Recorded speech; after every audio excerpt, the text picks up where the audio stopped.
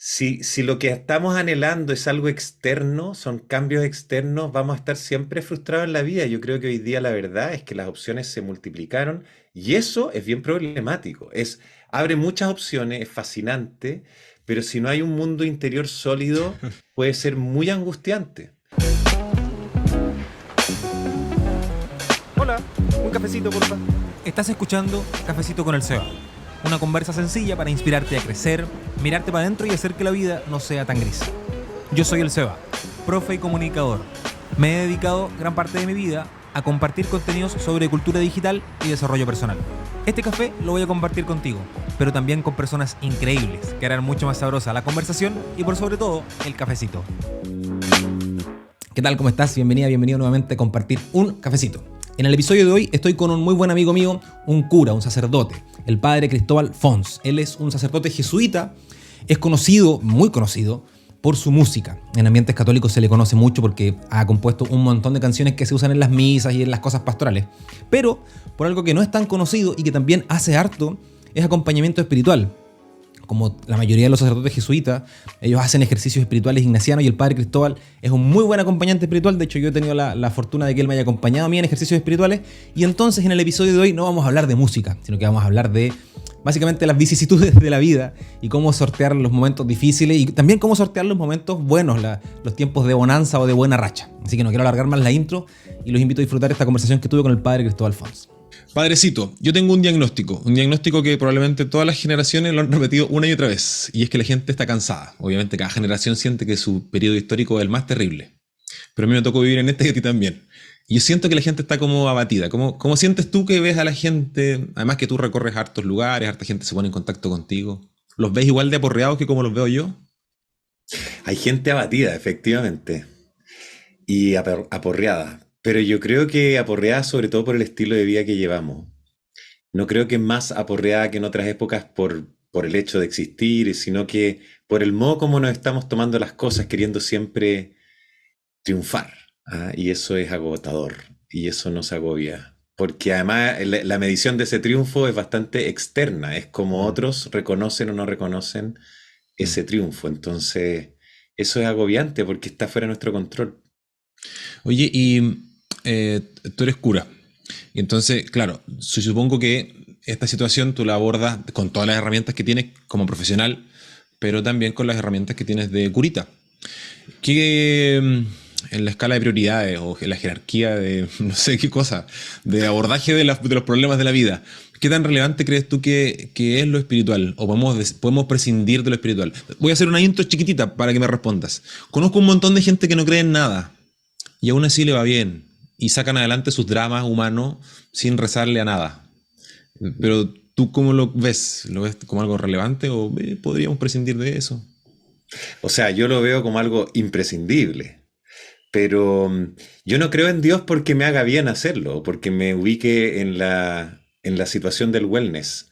Yo creo en Dios porque se me ha revelado que Él existe. O sea, eso es lo primero. No lo utilizo para mi propio bienestar, sino Mm, que tengo una relación con Él desde mm, pequeño y eso constituye mi identidad y mi manera de estar en el mundo. Entonces, no me aproximo a la fe y a la espiritualidad desde la perspectiva de lo bien o no que me hace, sino desde lo real y auténtico que me resulta, ¿no? Es como yo puedo decir, mira, no me hace bien ser hijo de mi mamá, así mm. que puedo distanciarme de ella o puedo acercarme a ella, o el modo como nos estamos relacionando no me ayuda, así que tengo que transformarlo y abordarlo y trabajarlo con mi psiquiatra, pero no puedo negar que soy hijo de mi mamá, una cosa Claro, así. claro. Y me asombra cómo hoy día, en este como antropocentrismo en el que vivimos, la pregunta por Dios se ha vuelto muy como autorreferencial. O sea, creo en Dios en la medida que eso me ayude o me sirva y desecho, por lo tanto eso quiere decir que nunca tuve una real relación con Dios, si es que no es así. Entonces, claro, tú me dices, ¿qué lugar ocupa? Ocupa el único lugar, el más propio, más íntimo del ser. Pues yo siempre he creído que solo es posible amar a otras personas en el amor, y Dios es amor. Entonces no es como amo a mi mamá, amo a mi papá, amo a mi amigo, amo a mi pareja, amo a mis hijos y amo a Dios, sino Mm, que solamente puedo amar a cada uno Mm. porque lo amo en el amor que es Dios. Entonces es como el factor cero, no es el factor 1, 7 o 10, una cosa así. Claro. Oye, ¿y qué sensación te queda? No quiero que emitas un juicio, no te quiero meter en problemas. Justamente esto que estabas comentando, como la instrumentalización de lo espiritual. Te doy mi testimonio, no de yo instrumentalizando lo espiritual, pero yo como espectador de esto. Porque me pasa que hartas comunidades católicas me dicen, oye, echan una manito con lo de internet, con las redes sociales y todo. Sobre todo cuando explotó la pandemia. Entonces yo me puse a ver, ya no con ojos de usuario, sino que con ojos de profesional de las comunicaciones. Y me di cuenta que la gente salió a buscar, o sea, además los datos dicen, la gente salió a buscar contenido existencial. Para salir del problema en el que estábamos metidos. Teníamos miedo a morirnos, no sabíamos nada, alguien se comió un murciélago, no entendíamos nada. Y acá en Católico-Holandia nosotros no estábamos respondiendo problemas existenciales, estábamos tratando de hacer la misa online. Eso, de transmitir, de que el párroco apareciera por Facebook. Y la gente usó distintas espiritualidades, filosofías, no tengo idea, paradigmas de vida, para mantenerse a flote. Y entre medio hubo gente que usó también nuestra espiritualidad en el buen sentido y en el mal sentido. O sea, es como estoy destruido, me voy a sentar un rato a ver la oración cantada del Padre Cristóbal, a ver si mantengo la cabeza afuera del agua. No estoy pidiendo un juicio, pero te estoy pidiendo una sensación de eso. Sí, no, está súper bueno. Mira, yo creo que todo ser humano corremos el riesgo de que en las relaciones con Dios, con la creación, con uno mismo y ciertamente con los demás, caigamos en la utilización. Utilización es una palabra compleja porque relacionarnos con los demás es útil, eso no es malo. Pero utilizar a los otros como objeto para conseguir nuestros propios fines, o sea, es decir, usarlos como un medio y no como un sujeto propio de dignidad, puede ser muy complejo, pero eso nos pasa siempre y en la relación con Dios, cuando Dios pasa de ser algo a ser alguien, también queda expuesto a esa manipulación del tipo de relación que tengamos con Él. Pero evidentemente que tener buenas relaciones con los demás es muy útil. Sí, De claro. hecho, es muy humanizante, es muy necesario. Hacia eso Mm. apunta el que podamos desplegar todo lo que somos, a tener preciosos y buenos vínculos amorosos con los demás, pero no están exentos de esos vínculos de tener que ser discernidos permanentemente para que no se reduzcan a justamente utilizar a las personas para mi propio beneficio o hacer de esa relación solamente una relación en función de mi propio bienestar. Mm. Pues yo creo que ahí la gran mentira que está de fondo, Sebastián, en la que estamos metidos todos por la sociedad de consumo en la que vivimos, es creer que la felicidad coincide con el bienestar y que yo soy feliz en la medida que tengo bienestar o que no tengo sufrimientos o que no tengo dificultades, pero es muy sabido por la experiencia, por el sentido común y por la honestidad de todos los que estarán escuchando este podcast, que la felicidad muchas veces incluye el sacrificio, la renuncia, no por sí misma, ¿cierto? No porque se busque eso, sino que porque amar es difícil, es un camino, es algo abierto, es entre dos libertades, supone proceso, regresión, avance. Entonces, por supuesto que ser feliz es el camino de las relaciones y las relaciones son complejas, también con Dios. Oye, esto de ser feliz, no lo tengo apuntado, pero me vino. Lo que pasa es que tengo muchos recuerdos frescos de cosas que vi en pandemia, de mías y de otras personas. Y entonces, por ejemplo, vi mucho la felicidad o bienestar, como metido todo en una cosa amalgamada, asociado al mérito. Hashtag me lo Mm, merezco. sí, po, Y eso me parece no tan bueno, porque de pronto me pasan cosas malas y yo siento que no me las merezco. claro, Y pero al mismo tiempo me han pasado cosas súper buenas y también siento que no me las merezco. claro. ¿Qué sensación te queda o cuál sería la recomendación para los que naufragamos en el mérito de yo quizás me merezco que me pasen cosas mejores de las que me están pasando porque me he esforzado lo suficiente? O no me merezco que me Sí, estén pasando estas cosas malas. sí, O po. por el contrario, ¿sabes qué? Voy a celebrar porque de verdad me lo merezco. Y voy a poner la foto ahí, hashtag me lo merezco. ¿Qué pasa con el mérito y lo bueno y lo malo que nos pasa? O sea, yo creo que tenemos que aprender a navegar en la cultura del mérito, pero ojalá circunscribirla a donde realmente cabe eso, Mm, que es las relaciones no sé, pues funcionales, para no decir utilitaristas, porque no quiero como cargar negativamente de eso. Nosotros tenemos muchas relaciones que son funcionales Mm. y que responden a la lógica del mérito. O sea, si yo cumplí con lo pactado, ese pacto se tiene que cumplir y es meritorio que yo lo reciba, evidentemente. Mm. Pero la verdad de las verdades es que las cosas más bellas de la vida y las más importantes están absolutamente fuera de la dinámica del mérito. O sea, ser papá de un hijo, no, nadie se lo merece, es un regalo. Claro. Ser hijo de un papá Mm. que me cuida, que me quiere, no me lo merezco, es gratuito. Y eso es algo que nuestra fe cristiana ha Mm. puesto como en el centro de la cultura, porque nuestra dignidad, eso de que hasta que la dignidad se haga costumbre, como tengo yo ahí atrás, ahí en mi escritorio, que me parece maravilloso porque esa es una lucha preciosa, reconocer la dignidad de cada ser humano, Mm. no por sus méritos, sino por su existencia. Eso lo aprendemos de la fe. Es decir, cuando Jesús dice, todos somos hijos de un mismo Padre y valemos por ser sus hijos amados, sus criaturas, y no si me porté bien, me porté mal, si soy hombre, mujer, si nací en tal lugar o tal otro, si tengo tales, si no sé, cumplí los mandamientos o no los cumplí, sino que anterior a todo eso está nuestra dignidad de hijos y de hijas amadas. Pucha, eso es revolucionario y además implica una segunda como consecuencia y es que todos somos hermanos y hermanas, es decir, de la misma dignidad. Mm. Entonces, una invitación al mutuo reconocimiento que supera los méritos, porque nadie se gana el ser hijo, por Mm. ejemplo. Eso es Claro. dado, es gratuito. Un bebé es amado, se porte bien o se porte mal, haga mucha caca o poca caca, llore harto en la noche o llore poco, Claro. igual va a ser recibido en la existencia, eso es lo que deseamos y creemos, ¿no? Con Mm. mayor razón, todas las criaturas que estamos habitando en este mundo, que hemos sido creadas por amor y para amor, para el amor. Entonces eso es bien, bien hondo, lo masticamos poco y, y como que cruza esta cultura meritocrática que ha permitido mucho desarrollo, entre comillas, Mm. material y científico y que es muy útil para nuestra vida y que yo creo que Dios apoya eso porque quiere que despleguemos nuestra inteligencia y todo, pero hay que saber que al final del día las cosas más relevantes, las que nos mantienen de pie, no tienen que ver con el mérito, Mm. las que nos provocan profunda alegría. Si alguien me ama y yo siento que me ama por todo lo que hice por ella, no me deja tan contento que si siento que me ama simplemente por lo que soy. Claro. Eso es así y creo que todos si somos suficientemente honestos lo podemos reconocer.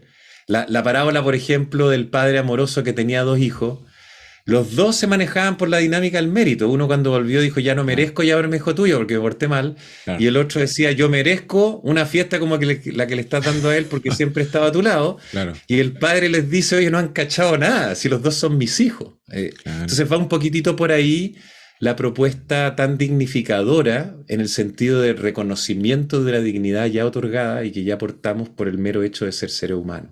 Buena. Oye, me tiraste un ejemplo ahí que justo tiene que ver con lo que te quiero preguntar.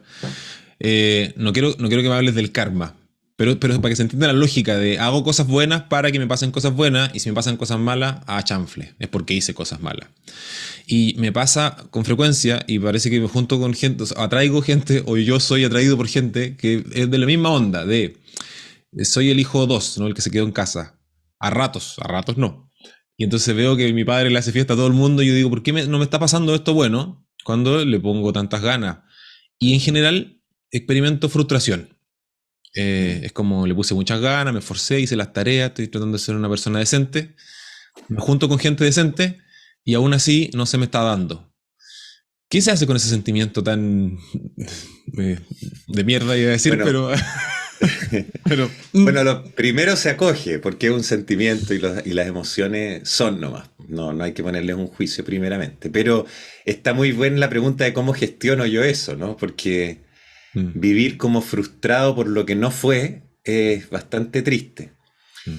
Creo que también puede servir la pregunta de qué es lo que yo considero bueno y qué es lo que considero malo.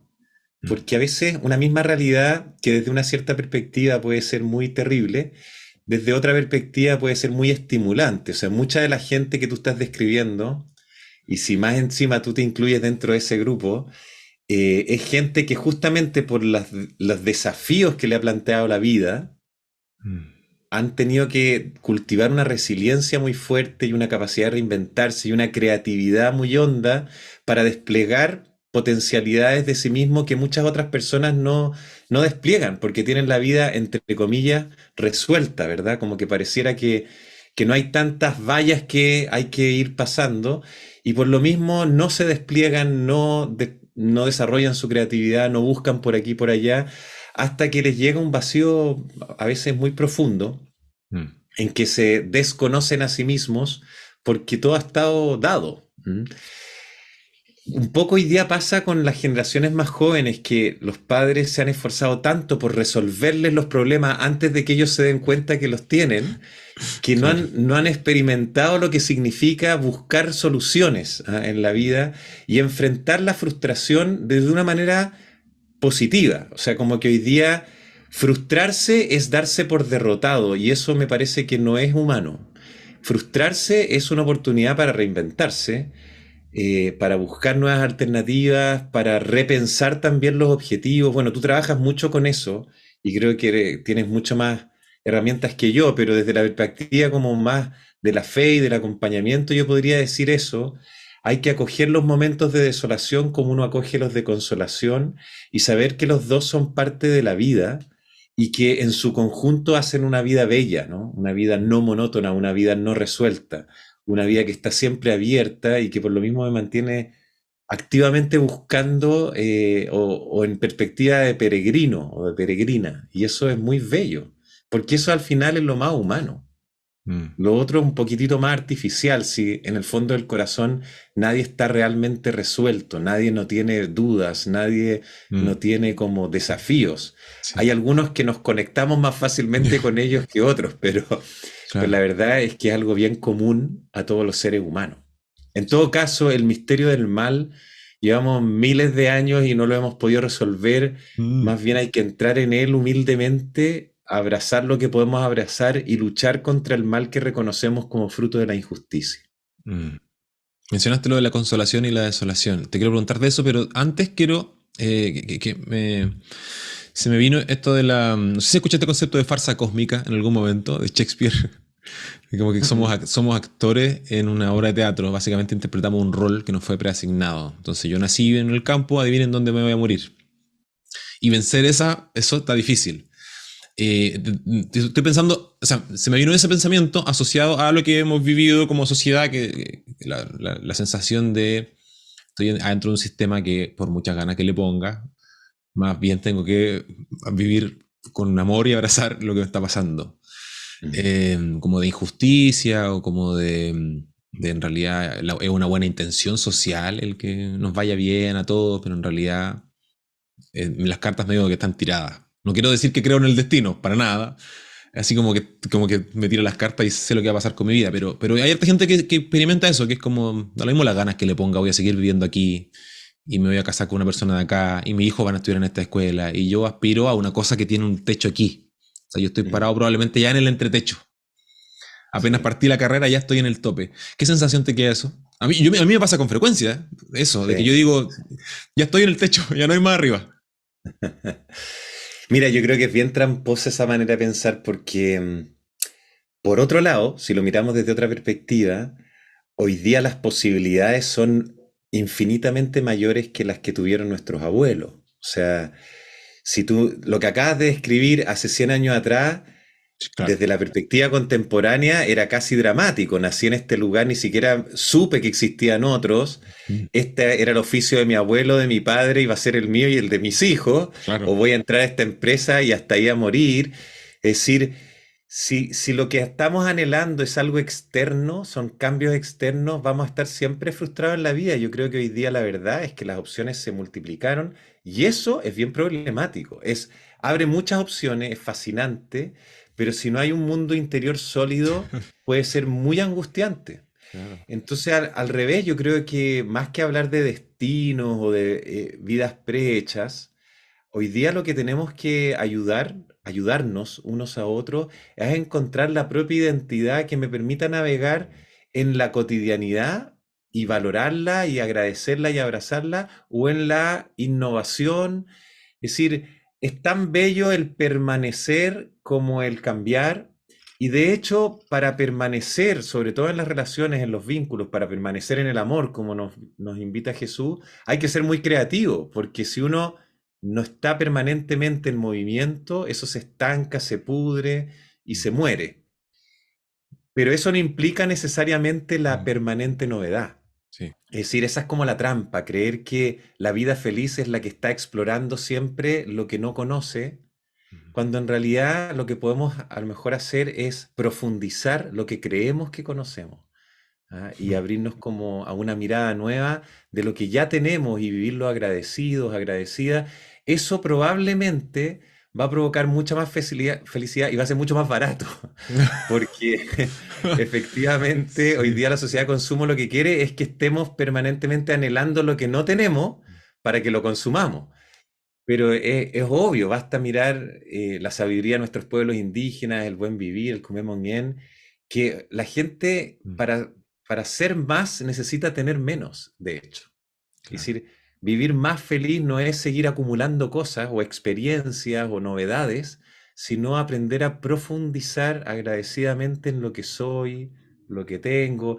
Entonces dejo de ver el cuerpo que tengo, la familia en que nací, el país, la época, la lengua, como un karma, como mencionabas tú, sino más bien como un regalo, como un don. Mm, Y, y en vez de estar anhelando lo que no fui, la personalidad que no tuve, el cuerpo que no tengo, es como descubrir la belleza que se me ofrece en lo que ya mm, está.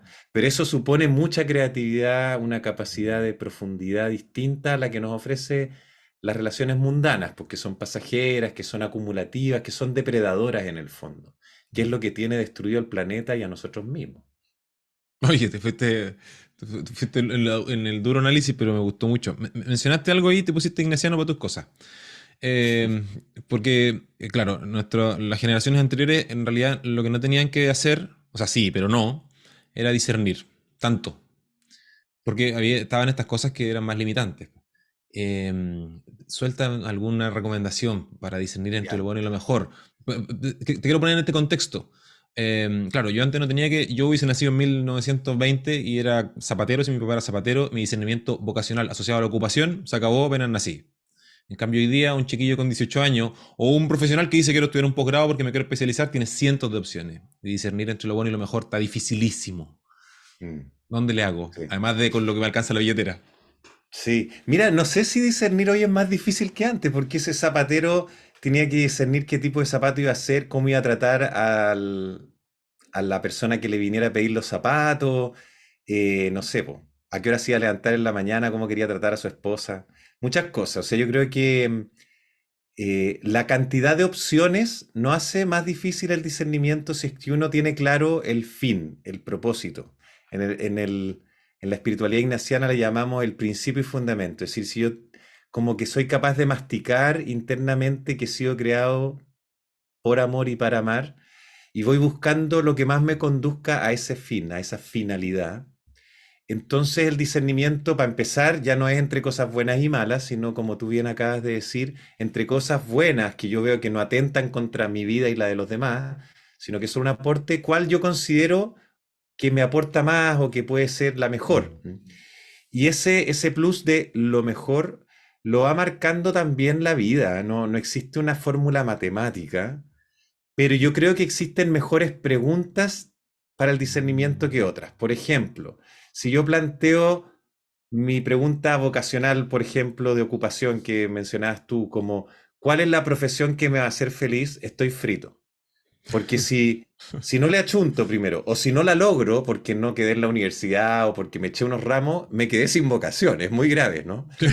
Eh, entonces, se me hizo muy evidente esto, lo he contado en otras partes, porque una vez en un pueblo del sur de Chile, en un colegio bien vulnerable, yo estaba con los cuartos medios y una chica me dice, padre, pero ¿qué tal si mi vocación es ser médico y tengo NEM, promedio de la enseñanza media, 4.3?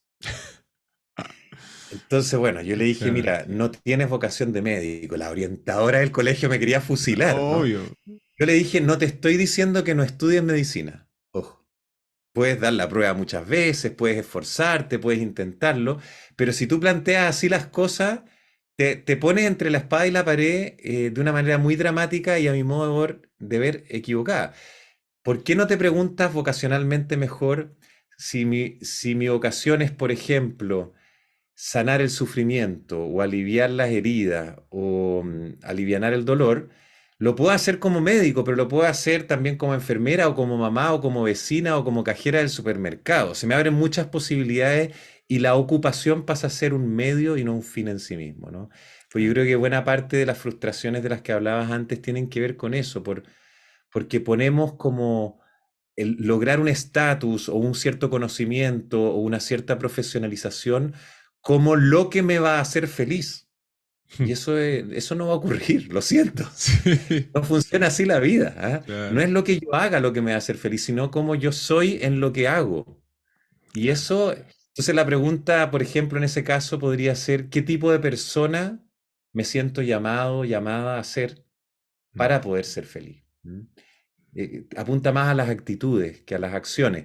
Que las acciones y las actitudes se reclaman mutuamente. Por supuesto, no estoy hablando como de ideas, sí, sino sí, sí. como de perspectivas de vida. Pero justamente en el mundo donde las acciones pueden ser múltiples, lo más importante es cultivar las actitudes o las Mm, habilidades como blandas que se llaman, o mejor, mm, las predisposiciones espirituales para enfrentar lo que nos toque enfrentar, porque yo puedo tener todo planificado, ¿cierto? Que voy a estudiar tal cosa, voy a hacer un magíster en el extranjero, voy a trabajar en tal empresa, porque eso es lo que me gusta y me parece genial que así sea. mm. Declaro mis metas y pongo todos los objetivos para poder lograrlas paso a paso, pero resulta que en el camino se accidentó mi hijo o me descubrieron una enfermedad terminal o pasó no sé qué cosa, una pandemia universal, por ejemplo, y me desestructuró todos mis planes. Claro. Entonces, ¿qué? ¿Se cae todo al piso? No, necesariamente, depende de dónde puse el foco Mm, de las verdaderas metas o las más trascendentes o las que van definiendo mi identidad.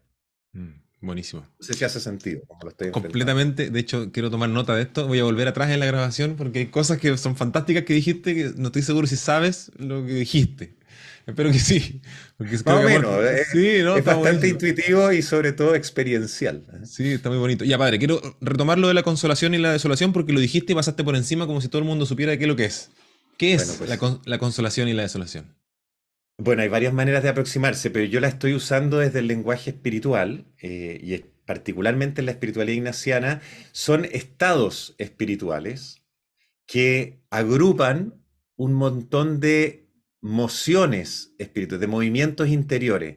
Entonces, consolación se le llama alegría, gozo o también lágrimas o sufrimientos, pero derechamente ordenados a ese fin. Es Mm, decir, por ejemplo, si yo lloro porque murió mi mamá, eso no es necesariamente desolación, es claro, amor, es expresión claro. de amor, de unión a ella, de unión a Dios, porque estoy viviendo este duelo ordenadamente, Mm, ¿cierto? Podríamos decir que una de las descripciones mejores de la consolación es como la paz, pero no la paz de ausencia de conflicto, sino mm, la paz de como esa certeza interior, a veces en tinieblas, pero certeza al fin mm, de que estoy haciendo lo correcto, ¿no? De que estoy claro. situado donde tengo que estar. Y la desolación tendría que ver con desánimo permanente, como inclinación a las cosas como mundana, me da lo mismo que se pudra esta gente o yo no estoy ni ahí, me da lo mismo que los demás se sientan bien o mal, todo me da lo mismo, como sintiéndome lejos de Dios, lejos de las personas, autorreferenciado, que, que no lo vivo como alegremente, porque a veces lo Mm, mencionamos así. Yo puedo estar en una fiesta muy prendido, pero sintiéndome muy vacío por dentro, muy mm, desolado, ¿cierto? Es mm, decir, puedo estar contento incluso, pero muy desolado, como sintiéndome muy vacío. Bueno, ese estado espiritual también es real y le ha pasado a todos los santos y santas también en la historia de la iglesia. No es que entonces los buenos están en consolación y los malos en desolación, no funciona así. De sí. hecho, la Madre Teresa de Calcuta, por ejemplo, vivió gran parte de su vida espiritual en desolación. Mm, Pero tanto en desolación como en consolación se nos invita más que a ser exitosos, a ser fieles, porque mm, entendemos que en esa fidelidad, en esa búsqueda permanente, se juega como la autenticidad de nuestra existencia. Ahora bien, al menos la espiritualidad ignaciana, porque hay otras espiritualidades en la iglesia que apuntan en otra dirección, pero al menos nuestra espiritualidad busca cómo poner medios para salir de la desolación hasta cuando Eso. Dios me lo permita, porque no depende únicamente de mis fuerzas, y buscar la consolación. O sea, Mm. aceptarla primeramente, no cargarla moralmente, ¿cierto?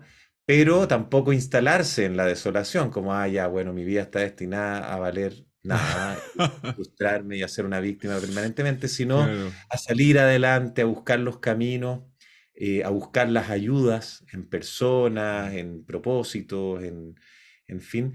Y en ese sentido, bueno, hay muchas maneras, pero hay una especie de reglas de qué hacer en desolación, qué hacer en consolación.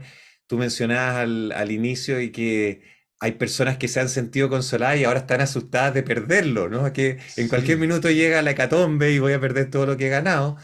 Bueno, sí, eso está bien, ese sentimiento, porque la De, consolación no es algo que yo me merezco o que yo conseguí. de hecho, padre, eso te quiero preguntar, porque o sea, a mí me ha servido mucho entenderlo para luego identificarme y saber, ah, ok, estoy en este lugar. Y al mismo tiempo entender que no es, no es una situación definitoria, o sea, son estados por los que voy Mm, transitando. Entonces yo sé que cuando estoy desolado va a volver la consolación. Entonces eso me anima, como que sé que estoy en un túnel y voy a salir, no estoy en un hoyo. Pero cuando estoy consolado, también sé que se me va a acabar la buena racha en algún momento. Entonces, a mí me sirve identificarlo porque lo gestiono. Entonces, hago cosas para prepararme para el momento. Pero, ¿qué recomendaciones podría dar toda la gente que está en alguno de los dos lugares? Que, oye, ahora lo estoy pasando bien, estoy teniendo un fin de año fantástico, estoy consolado. O al revés. Por ejemplo, tengo varios amigos profe que saben que a fin de año van a tener que actualizar el currículum probablemente, porque a los profes les pasa esto a fin de año. Entonces están sí. entrando en la desolación aun cuando no les pasa nada. ¿Qué hacemos en ese lugar? Si es que no logramos identificar en uno de los dos estados. A ver, si estamos en consolación, bueno, lo que Gastar sugiere plata. San, lo que sugiere San Ignacio puede asustar, pero en el fondo es saber que va a venir la desolación y por lo tanto tomar fuerza. O sea, sobre todo gustar y sentir, aprovechar, agradecer sobre todo, eh, disfrutar, no dejarse llevar por el temor de lo que eventualmente puedo perder, sino que Mm, vivir agradecido de lo que estoy disfrutando hoy día. mm, Y segundo, recordar que es un don de Dios y por lo tanto referirlo a Él, es decir, en la medida que yo como que acojo eso, también lo suelto un poco. Entro mm, en la dinámica de la gratuidad versus la del mérito. Y en ese sentido me dispongo mejor a disfrutarla por un lado y también a perderla si es que se da, porque llega mm, alguna mala noticia o porque sucede algo. Pero no vivo asustado de tener que retenerla porque entiendo que no es algo que yo puedo conseguir o provocar mm, en cuanto a estado espiritual, claro. sino que depende de muchos factores, cosas que están en mis manos y otras que están fuera de mis manos, ¿no? Que dependen del Mm, contexto, en fin. Si estoy en desolación, hay varias cosas. Trabajar la paciencia, mudarme contra la desolación, o sea, como disponerme a abrirme a algo nuevo que Dios me quiera regalar a través de personas que me están hablando, que me están apoyando, que me están acompañando.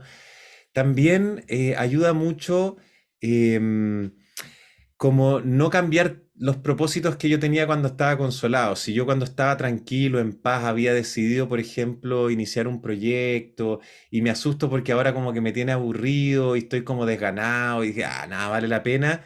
Lo más fácil va a ser abandonar todo lo que me había propuesto, ¿cierto?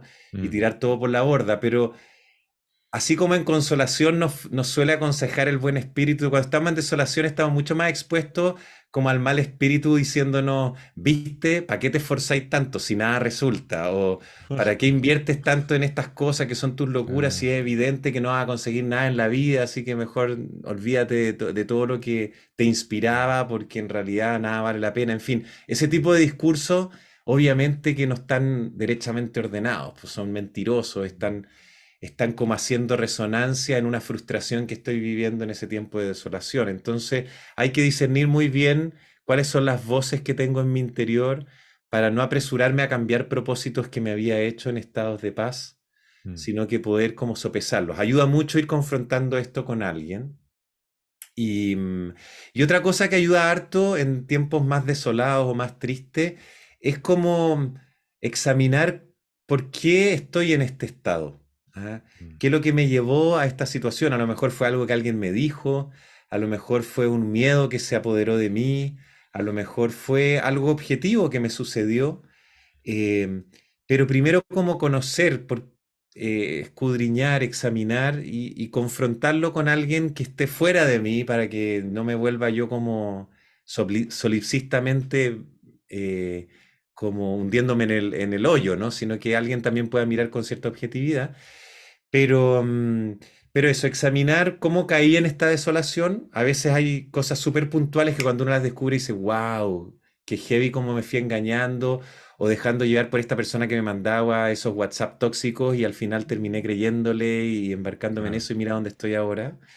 Mm. Otras veces no, no hubo nadie o no hubo ninguna cosa en particular, pero yo como que de pronto me vi en esta situación, bueno, a lo mejor puedo aprovechar esta situación para desplegar mi creatividad y sobre todo para volver a confiar en Dios, para recordar que todo es gracia y de nuevo, que no es mérito mío estar en consolación, ¿cierto? Que no es algo que yo Mm. logro, que sino que esta es un poco la vida y pedir humildemente, con ayuda de la comunidad, volver a cultivar la esperanza. Por ejemplo, el tiempo de Adviento es un tiempo muy propicio para eso. Mm.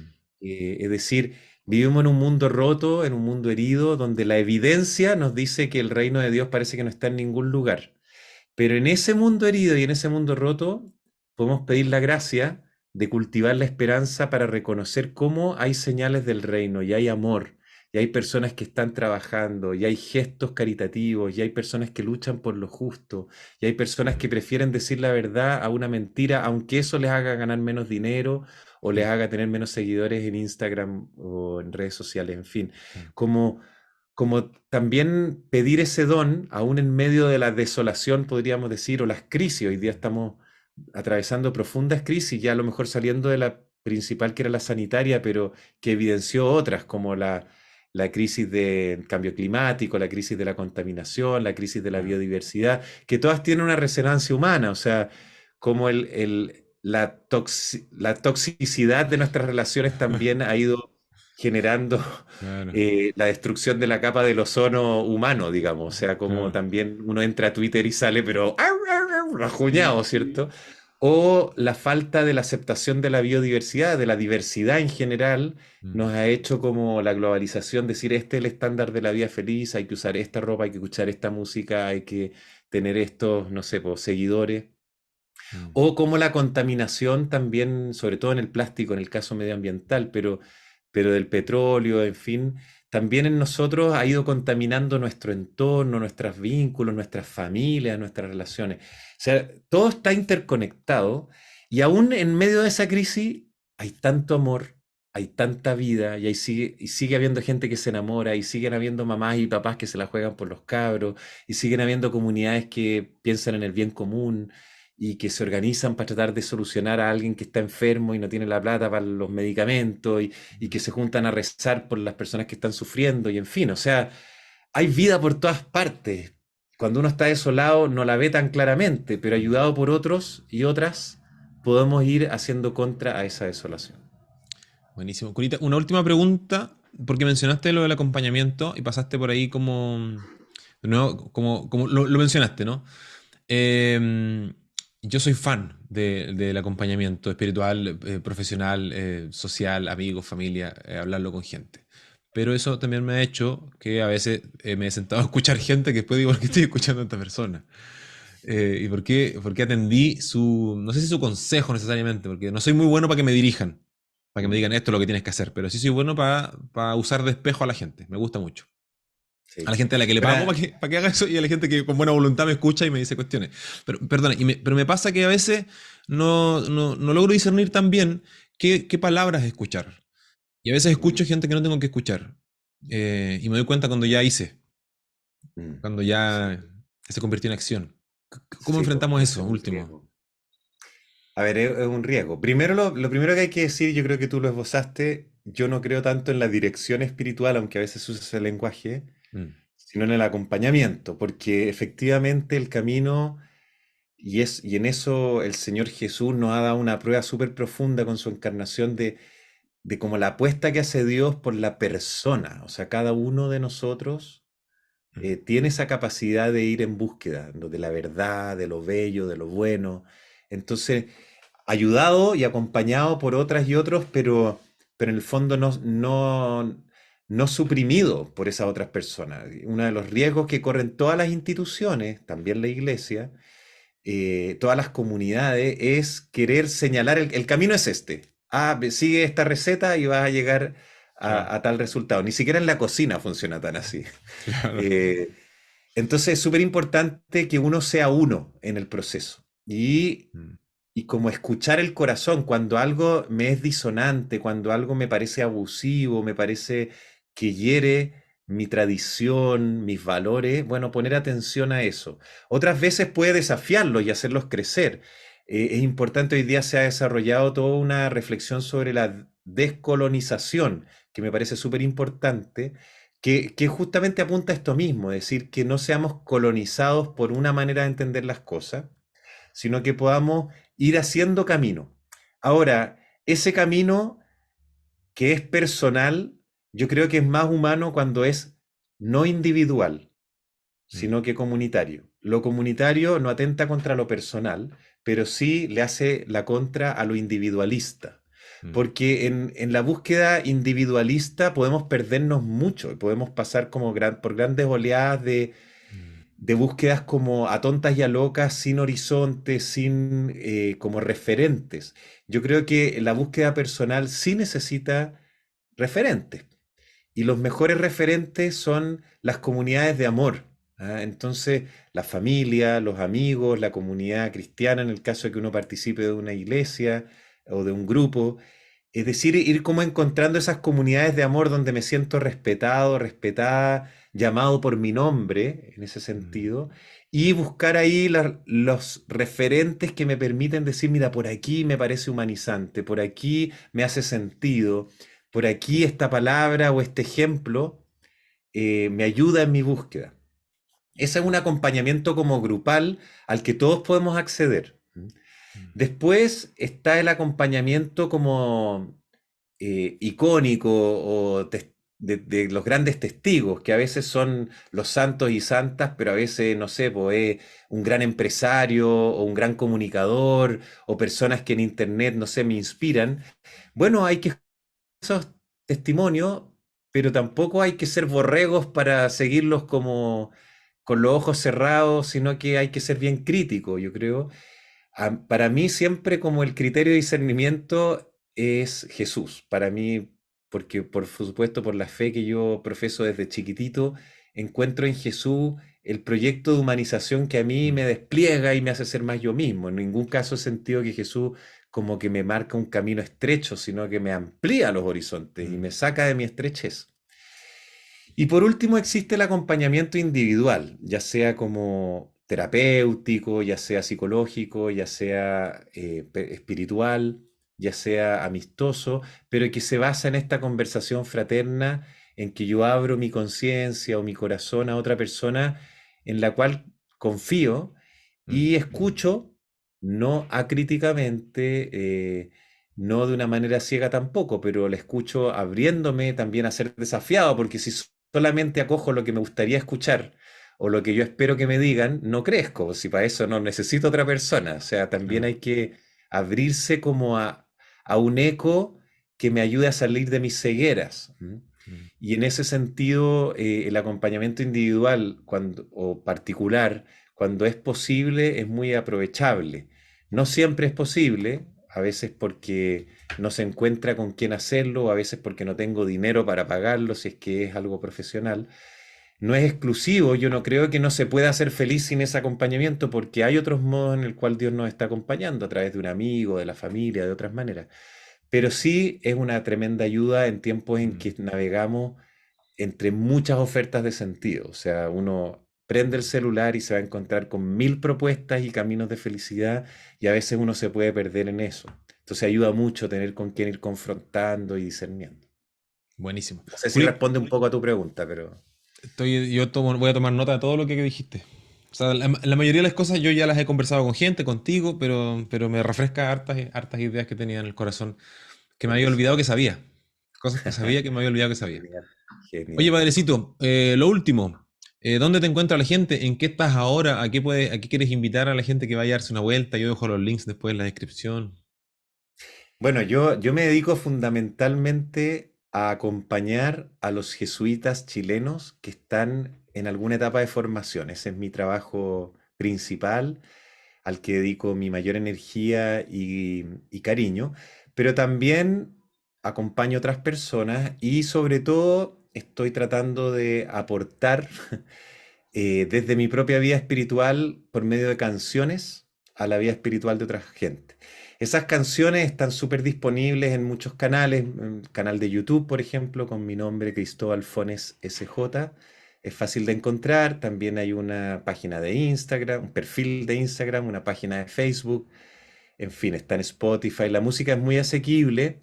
Con mi nombre pueden encontrar. Ahí van a buscar, van a encontrar cosas muy distintas. Yo estoy como mi propósito musical no es un estilo particular o simplemente por el gusto, sino que tiene como un foco misional. Yo voy respondiendo a las cosas con las que me voy encontrando. Me encuentro con el feminismo y mi corazón responde. Encuentro con el mundo indígena y mi corazón responde. Me encuentro con el mundo, no sé, de los sordos y mi corazón responde. Me encuentro con el mundo de los desafíos de la ecología integral y mi corazón responde y normalmente responde musicalmente. Entonces van saliendo canciones que tienen que ver con muchas cosas de la ecología, de los jóvenes, de la justicia social, de la mujer, de los ancianos. Ahora estoy con el tema de los ciegos. En fin, siempre estoy como buscando porque soy una persona que se cree peregrino, como hablábamos hace un rato atrás, que no tiene resuelto muchas cosas, sino que tiene una amistad profunda y viva con Jesús, al que le hago miles de preguntas permanentemente. El pobre de estar muy cansado de mi amistad, pero él me eligió para esa amistad y yo la aprovecho a concho. Y en general lo que voy haciendo musicalmente tiene mucho que ver con lo que voy viviendo existencialmente. Así que no esperen algo como muy estandarizado, se van a encontrar con cosas de distinto nivel, de distinto estilo musical y de calidad también, porque eso depende mucho del presupuesto que tenga para realizar lo que tengo en mi cabeza y mi corazón. Buenísimo, Padrecito. Muchas gracias por darte el tiempo de conversar esta mañanita. Nos vemos Encantado. pronto. Un Nos abrazo, vemos Curita. pronto. Chao.